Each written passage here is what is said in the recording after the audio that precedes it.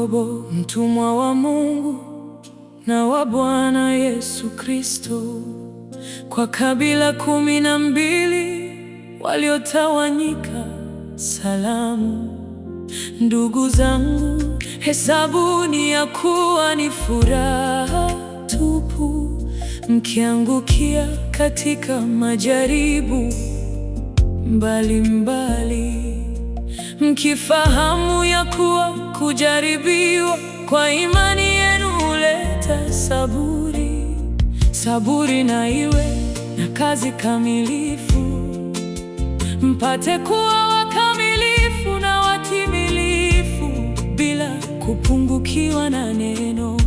Lakini mtu wa kwenu akipungukiwa na hekima, naombe dua kwa Mungu awapaye wote kwa ukarimu, wala hakemei, naye atapewa. Ila naombe kwa imani, pasipo shaka yoyote, maana mwenye shaka ni kama wimbi la bahari lililochukuliwa na upepo na kupeperushwa huku na huku. Maana mtu kama yule asidhani ya kuwa atapokea kitu kwa Bwana. Mtu wa nia mbili husitasita katika njia zake zote. Lakini ndugu asiye na cheo na afurahi kwa kuwa ametukuzwa, bali tajiri kwa kuwa ameshushwa. Kwa maana kama ua la majani atatoweka, maana jua huchomoza kwa hari, huyakausha majani.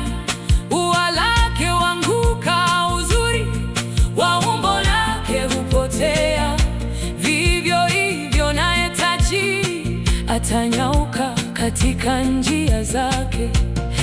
Heri mtu astahimilie majaribu, kwa sababu akisha kukubaliwa ataipokea taji ya uzima Bwana aliyowaahidia wampendao. Mtu ajaribiwapo asiseme ninajaribiwa na Mungu, maana Mungu hawezi kujaribiwa na maovu, wala yeye mwenyewe hamjaribu mtu.